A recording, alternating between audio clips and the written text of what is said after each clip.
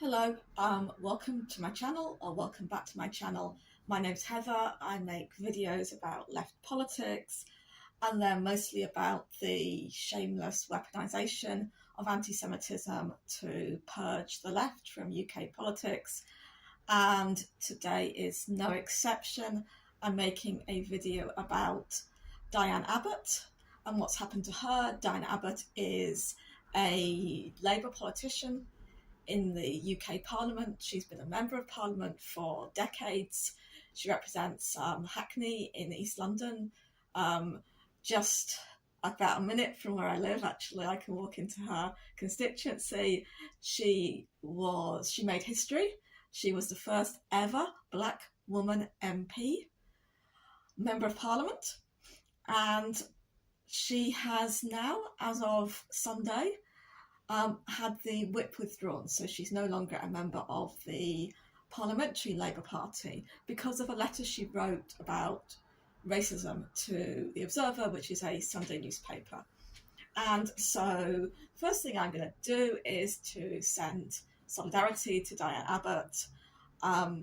This must be horrific, what you're going through, and I'm sure that people who watch my channel and me, we wish you all the best. And what I'm going to do in this video is I'm going to do a critique of the way in which left media has responded to Diane's suspension from the Parliamentary Labour Party. Some people are not happy that I do critiques of left media. I do this because people like Owen Jones, people like Michael Walker and the other people on Novara media are taken to represent us and our movement, and yet what they do is often distance themselves from us and dismiss us. They will not engage with our arguments, despite the fact they will engage with people from the far right of politics and have them on and speak to them. So I think it's completely legitimate to do this critique. I think it's important. But, you know, I'm not attacking them. I'm not being rude to them. I'm analysing and critiquing what they say in the same way that the mainstream media is analysed and critiqued by Owen Jones, by Novara media. But if that's not your thing, then it's fine, just don't watch this video. Come back for the next one. Next one's going to be really different. I'm really excited about the next one as well. So what I'm going to do is, this video is kind of in 4 sections. The first section, I'm going to tell you what happened. So, you know, if you know what happened, you don't have to watch that section, obviously. There's timestamps in the description below this video, and you can look in there and skip ahead or skip back, whatever you want to do. I'll also put in the description links to things that I've read and used during this video, making this video. So, after telling you what happened, I'm going to look at what I think are failures of left media. The first one is a failure of solidarity. The second one is a failure of empathy. The third one is a failure of analysis. I think perhaps the failure of empathy and analysis follow from the failure of solidarity. And I'll end looking at analysis of what we can do instead. So, part 1, what happened? So, the Guardian newspaper published a comment piece. The comment piece was coming off the back of some research which had happened. This research reported on experiences of racist abuse, and it did it using self-report data, and it found that the highest self-report numbers were among people who were Jewish. Of all the groups they looked at, I think it was 60%, and that was higher than, for example, the self-report of racist abuse of Black people and other people of colour. There was an article, a comment article, as I said, that used this, and that used it to push back against, I guess, the 1980s idea that racism is prejudice plus power.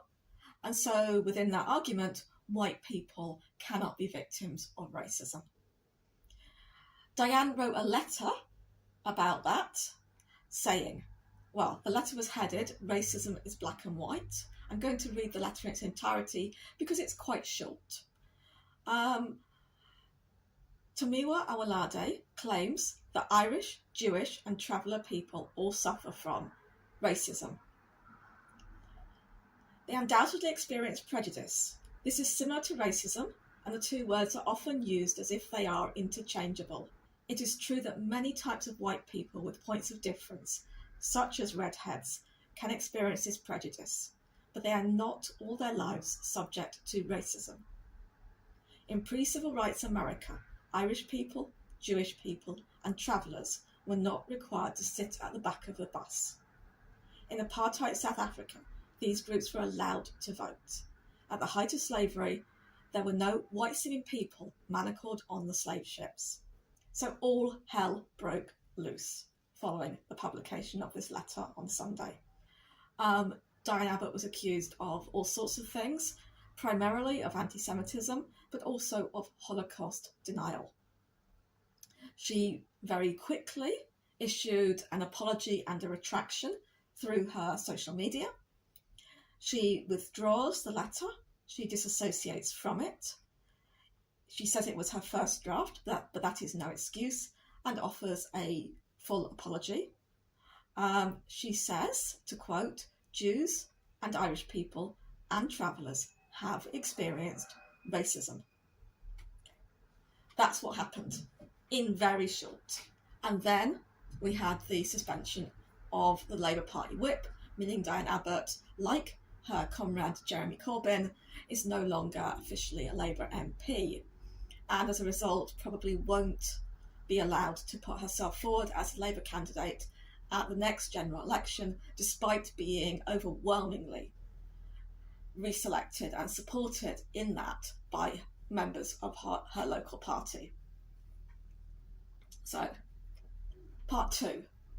This begins my consideration of the failures of left media to respond to this in the ways that I feel would be most helpful for the movement and are necessary for the movement. And the first is a failure of solidarity.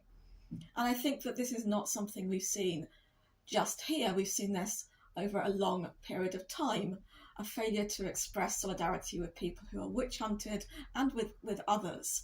So going back some time ago, Ash Sarkar, who is a member of the collective who produced the left media Novara media online, she wrote an article for Novara where she spoke about Julian Assange.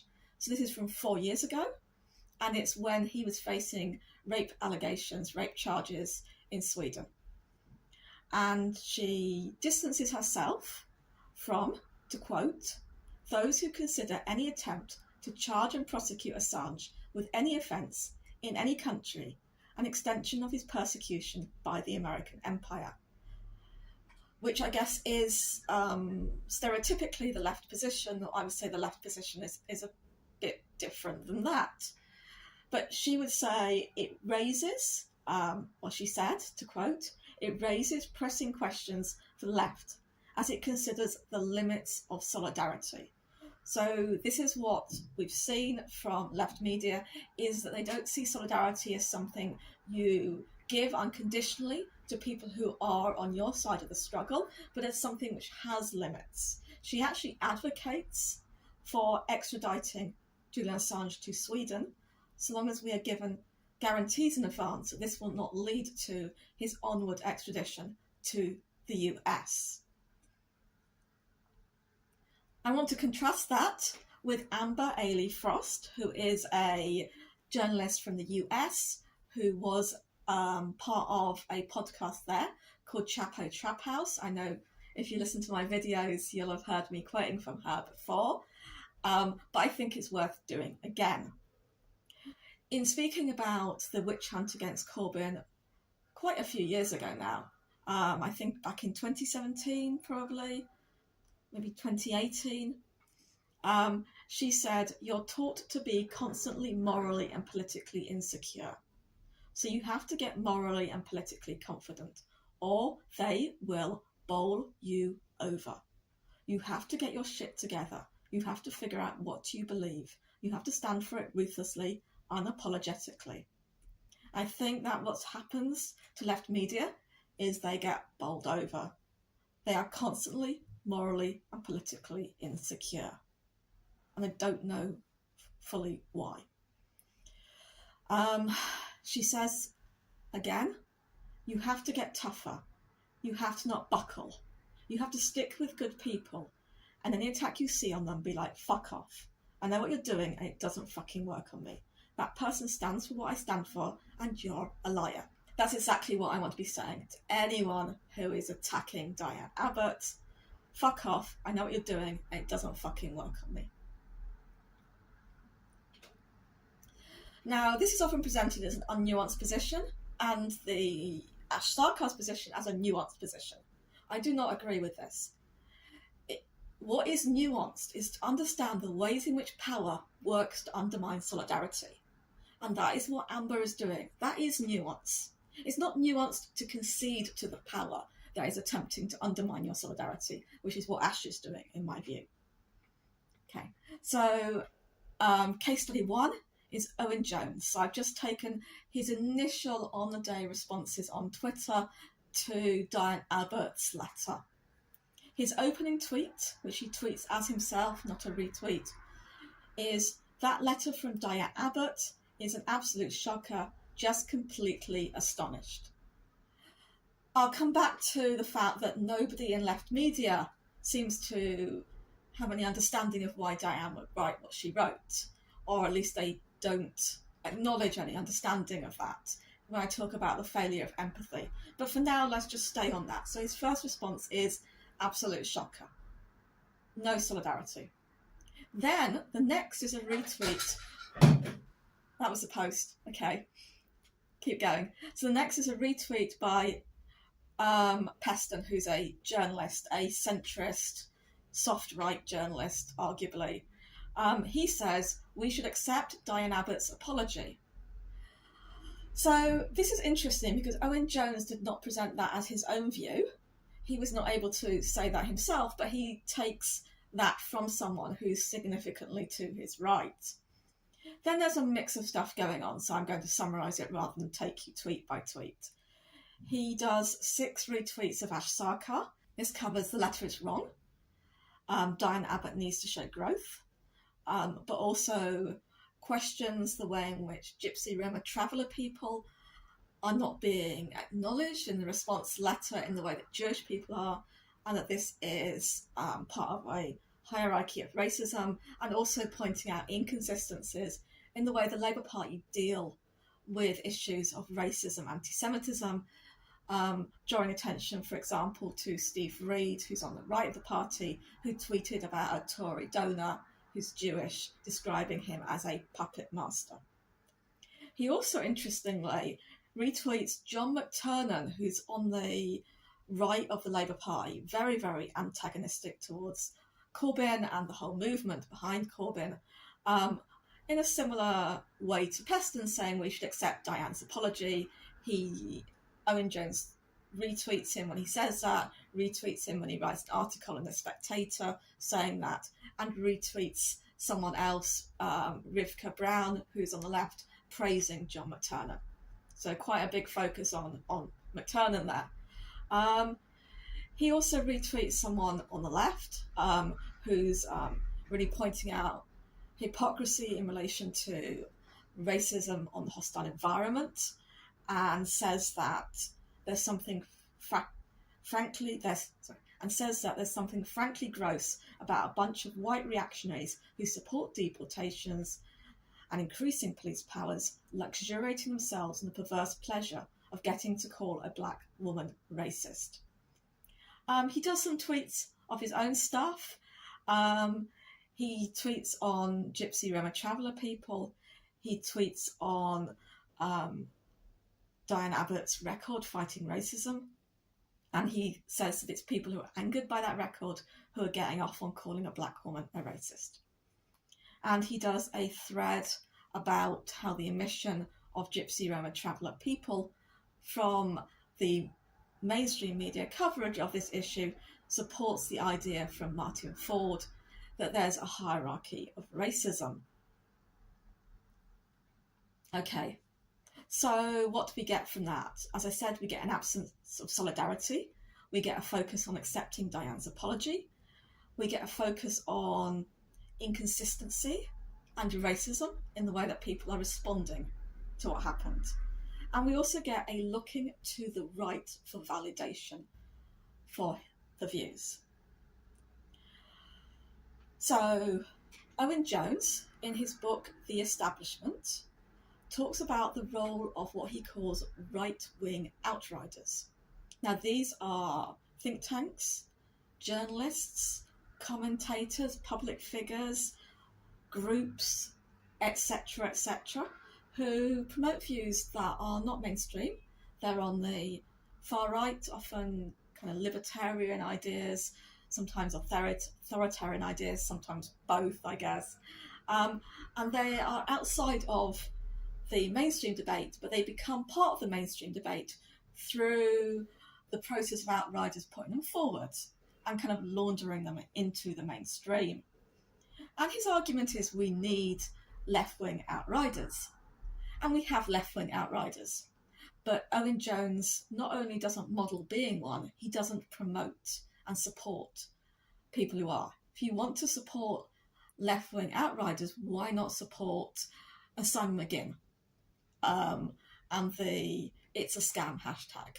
Now, even if you don't agree with it, if you think that outriders are important, that ideas on the left that are not mainstream, but should be mainstream, could be mainstream, if they were brought in through that mechanism, are important, then that's what he should be doing for consistency with his own arguments. But he isn't. He doesn't even retweet Jewish Voice for Labour. Even the BBC included something from Jewish Voice for Labour in their reporting. But Owen Jones doesn't. So there's a kind of broader failure of solidarity, not just with Diane Abbott, but with the left. Okay. Moving on to part 3, failure of empathy. So again, there's history on this. This is not something which comes out of the blue. I'm going to quote Rivka Brown on this. So we're going back to 2019, actually during the general election campaign, when Rivka Brown, who now works for Novara but did not then, she was writing on an independent media site, Vashti at the time, which she was, I think, the main person behind, but I'm not sure. She was certainly very, very involved. And she was writing about the Panorama documentary on Labour anti-Semitism. And she's very much criticising the Labour Party's response to this, which was to attack the members of staff who had, in inverted commas, whistleblown about anti-Semitism in order to damage our movement. She said even the documentary's most sceptical viewer would have struggled not to be moved by some of the testimonies it featured. Well, not really. I am far from that documentary's most sceptical viewer, and I wasn't moved to anything except anger by their testimonies, anger that they were attacking such a powerful movement as I was part of, anger that they were trashing and smearing good people. I certainly wasn't moved for empathy for them in the way that Rivka was. So she says that actually it was Ben Westerman's testimony that unsettled me the most. A former member of Labour Disputes team, I'm quoting her here, and himself Jewish, Westerman related an exchange he had with a party member at the end of a disciplinary interview about anti-Semitism. So to cut the dialogue short, the party member says, "Where are you from?" Ben doesn't want to answer, and ultimately, according to Ben, she asks, "Are you from Israel?" Quoting again from Rivka, at this point, Westerman falls silent, and I feel a familiar, wordless fury bubble in my gut. Labour's response, which is to say that Westerman and the other staff members are cynically disaffected, she rejects that, and Rivka says he seemed genuinely affected.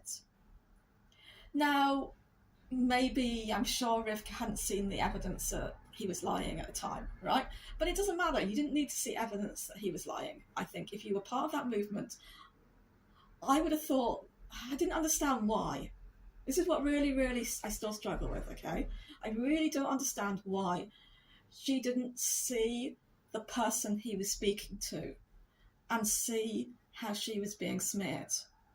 Because that's what I think most of us, we were hanging out with ordinary activists. We were hanging out with people like who are on the other side of that interview. And we knew those were really good people, and we knew that Ben wasn't a really good person.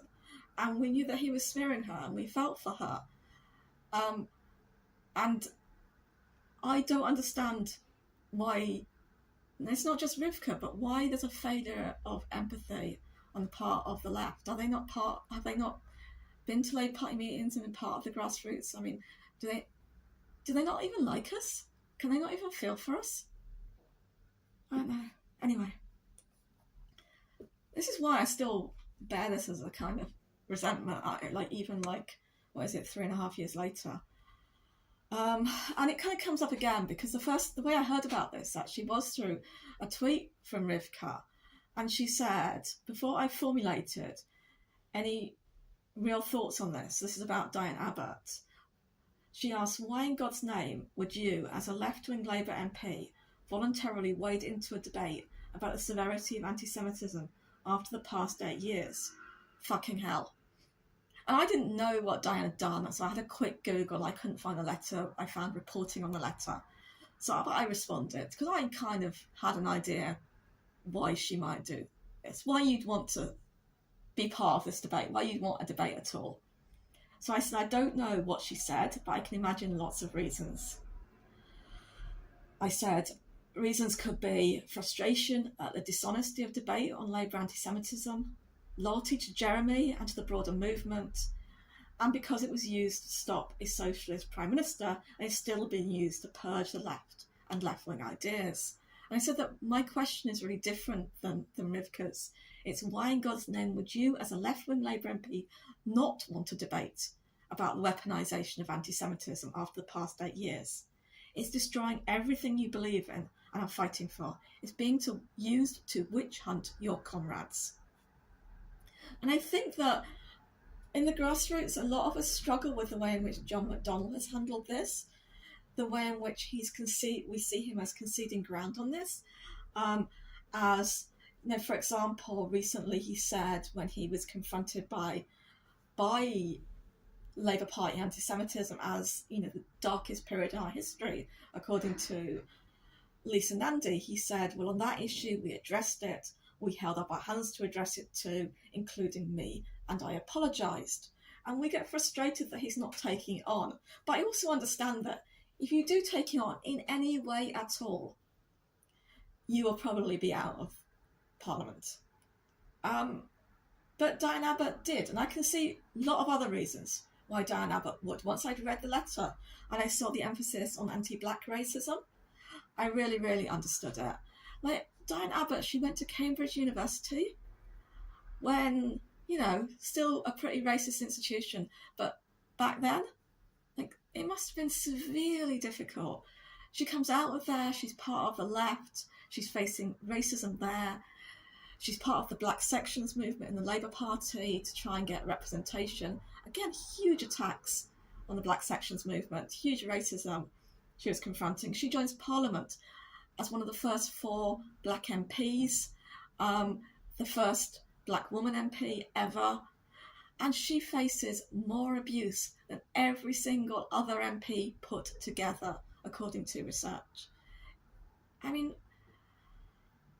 I can see that this would have huge effects on you. I mean, I don't understand what those are, but I can see that. In Hackney, where she lives, where she represents, just in recent years, we had Child Q. This is a school student, and she was strip searched by police, a black school student strip searched by police. We had, in 2017, the murder, killing, whatever, by police of Rashan Charles. Just down the road from me, a black man who they ran after, and then they, held him in such a way that he died. We had just last year a raid by immigration on delivery drivers just down the road from both of us. And we had Israeli police on our streets during a visit, also last year. Thinking bigger, in the UK, we have Prevent, we have Windrush, we have deportations, we have some of the most racist legislation we're ever going to see. And it's, yeah, I can imagine why. And we have the absurdity of David Baddiel, who made his name and career in part by doing blackface on a TV show, a weekly national TV show. You know, he's become an authority on racism. He was invited on television. He wrote in the New Statesman about his views on Diane Abbott this week. The anger must be through the roof. I don't know. This is my feeling about it. Maybe I'm wrong. Okay, part 3. So this is about failure of analysis. So I'm going to use here, the case study is the Novara segment on this. So Michael Walker was presenting that, and he gets input from Ash Sarkar, who I spoke about earlier. So Michael Walker, he calls the letter that Diane Abbott sent to the Observer stupid, rather bizarre and offensive, terrible. He almost replicates that Holocaust denial narrative by asking why she's ignoring the Holocaust. So he concludes, so not a good letter, I think we can probably all agree. He does express, he shows a clip of Keir Starmer, leader of the Labour Party, being asked by a journalist, goaded, as Michael put it, into saying that Diane should not be a candidate in the next general election. And he says he feels uncomfortable with that because, Michael says he feels uncomfortable because Diane has been a stronger anti-racist fighter than either Keir Starmer or that journalist. Then he turns to Ash Sarkar for nuance. We know the problem with nuance. I talked about that earlier. And what Ash Sarkar does is she says, I want to start with the Labour politics of it. I then want to move on to the way it's been interpreted, and then I want to finish by talking about the letter. And when she's talking about the Labour politics of it, she does provide some analysis. She talks about a kind of way in which these things happen, a pattern, where you have something said or done by a left-wing Labour Party member or MP, and then that gets drawn into a kind of wider narrative of the left as anti-Semitic and managed in a particular way. And then she does talk about the kind of hypocrisy and double standards in all of this. She does a very good job of that. She's very clear that she wants to demonstrate that this is not happening in good faith. And then she talks about the letter and provides some critique of that, but also some analysis that is a little bit sympathetic to the idea that we have to talk about how racism is experienced differently by different groups. And again, we see this kind of failure of empathy. You know, Michael's just confused. He says, well, you know, you can't defend the content, but you can see the weaponization. You know, how should we think about this? And he concludes it's an offensive letter, but that doesn't erase all the brilliant work Diane Abbott has done. So I think where this is failing is that Ash's analysis doesn't go far enough. It's like, yeah, there's all these accusations against the left and they're treated differently to accusations against the right. And I think we need to go deeper and we need to say, well, yes, that's because these are not lots and lots of isolated incidents. These are part of a systemic witch hunt and purge. And we need to have an analysis of that wider purge, and not just a picking on, we'll look at Diane Abbott, we'll look at Jeremy Corbyn, we'll look at this one and that one. There needs to be a stitching together, and there needs to be a look at the underlying structures. And I would totally point people towards, I think, what is the video I'm most proud of on this site, which is the interview I did with Tony Lerman. I think that's because it's mostly not me doing very much, it's mostly Tony just telling us stuff about the way in which anti-Semitism being weaponised in the UK is part of a wider pattern. He's really good at identifying the global shift in meaning of anti-Semitism, the role of Zionism and Israel within that, and of wider political forces. And that's the kind of analysis that I really want to see Novara doing. I do a lot of like funny stuff on Twitter about Novara interviewing me. Really, they should interview Tony. I really hope they will. Okay. And I think what's really important to say with this, we have to get past the this is hypocritical to this is about underlying structures. And we need to talk about how there's this, what Tony and other people call an anti-Semitism movement, which is not really about opposing anti-Semitism at all. It's not really about dealing with the rise of quite worrying forms of anti-Semitism amongst the far right globally. It is anti-Semitism is racism, right? We can see that over and over again. The anti-Semitism movement is about protecting an ethno-state in Israel that practices apartheid. We can see that also in National Union of Students, where just recently the president who was elected to lead that organisation, Shaima Dalali, she was removed on grounds of anti-Semitism. She's a Muslim woman of colour. We can see that in other parts of the world. We can see that in the Documenta 15 art exhibition. This is the first major contemporary art exhibition to say, we are going to have this exhibition entirely curated, organised by people from the Global South. They made it an explosion of artists. About 1,500 artists' work was represented there. This is in Germany. And most of them were people of colour. Most of them were from the Global South. This exhibition became attacked as anti-Semitic. We can see over and over again how the anti-Semitism movement is turned on people of colour, is turned on the Global South, is used to support racist systems in Israel. So to me, there's a big problem with the hierarchy of racism argument. First of all, it comes from the Ford Report. The Ford Report, I cried when I read the Ford Report. I felt like I was being gaslit all the time. It does a very good job of documenting and exposing the racism of the Labour Party.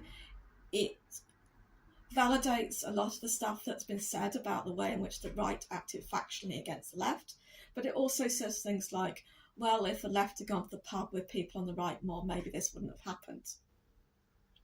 It says things like, well, yeah, there was WhatsApp messages which were horrible about the left written by the right and which were really toxic and racist and sexist.